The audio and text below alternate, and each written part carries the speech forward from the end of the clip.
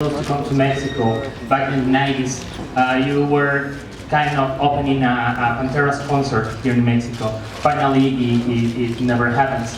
But my question, in the meantime, Pantera broke up, Tim McDarrell was shot, and also Paul Gray now is dead.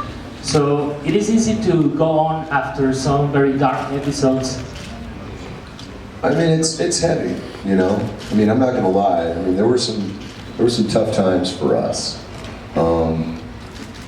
but when you've been through as much as we have together, and you realize that the passion is still there for the music, you find a way, you know.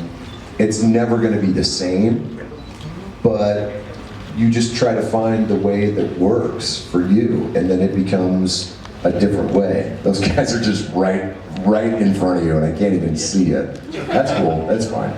There you are. Die. So yeah, I mean, it was tough, you know, and we took a little bit longer to kind of get back on our feet, but that's because the pain was real. You know, I think if we'd have just snapped right out of it and just jumped right back on our feet, it wouldn't have been the same. We wouldn't have processed it the same, and it would kind of come back and bite us in the ass now. So I think we did exactly what we needed to do to heal and to come together again and be able to make this album, you know? And I mean, to the credit of this band, we have done it in a way that was respectful to Paul and respectful to the fans, I think. And that's what it comes down to, is the respect for what we've done and what we are doing right now. Because this band, without respect, there's nothing. So I think it's important to remember that when we talk about things like, you know, why did it take so long to get here? It's like, well, we kind of been through hell.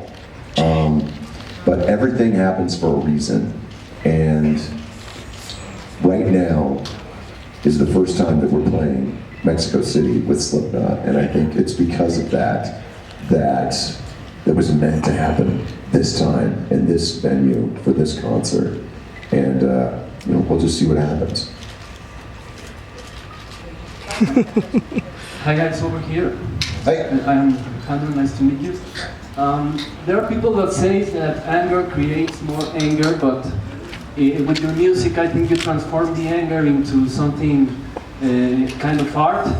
You create art. So I want to know what inspires you, what kind of feelings inspire you, and what is your opinion about these things?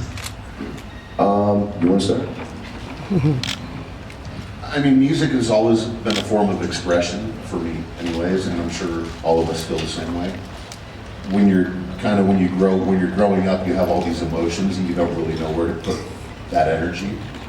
So for me, you know, instead of like going out and robbing houses and getting in fights and you know, it's an outlet for that sort of thing. So when you're saying that, you know, anger makes anger, I think, yes, that can be true, but also if you funnel that energy into something creative, it's also therapeutic. And for me, I have a lot of anger, so I write a lot of music. You know? Otherwise, you know, it can come out in other ways that aren't necessarily, you know, positive for anyone. And if you do it in a way, like, you know, I'm very fortunate with the stuff that we do and the songs that we write. Corey is an amazing vocalist and songwriter and lyricist. And he can take, you know, anything and make it relatable to anybody who's listening to it, which is hugely important and very hard to do.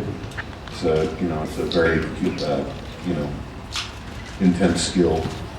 And, you know, that I think is not just therapeutic for us, but therapeutic for the people that are into what it is we're doing as well. Sort of. No, I agree. I mean, you have to allow yourself to be angry, you know, because if you choke that off, like Jim said, it's gonna represent itself in different ways, and by disallowing yourself to feel that kind of emotion. You're choking yourself out from other emotions as well. I think that by people saying that anger creates more anger, I think that's incorrect. I think by letting yourself be angry, you can then process the feeling and then process what was making you angry in the first place. But you have to let yourself feel that.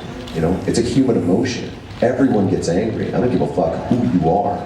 You have to let yourself feel that because we're all humans. We're dominated by our emotions. But as long as you can allow yourself to feel that, then you can get a handle on it, and then you can create something positive from it, and that's what we do. So many people try to paint us as a negative aspect on our fans, on a whole generation, and yet I see a whole generation of fans who have a better grasp of their emotions than anyone else that I've ever seen around the world. And it translates like that across borders, across boundaries, across language barriers.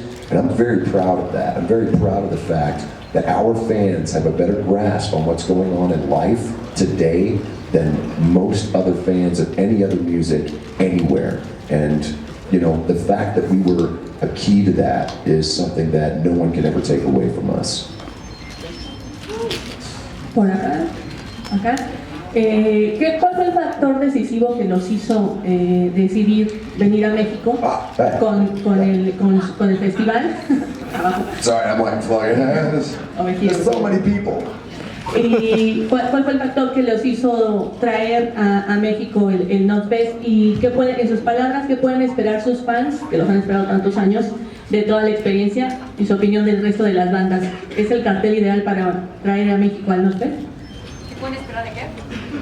De ellos, o sea, de los fans, o sea, un mensaje para los fans y su opinión del cartel. O sea, me interesa también saber cómo se conforma el cartel, qué opina de las bandas. Ok, un segundito. Gracias.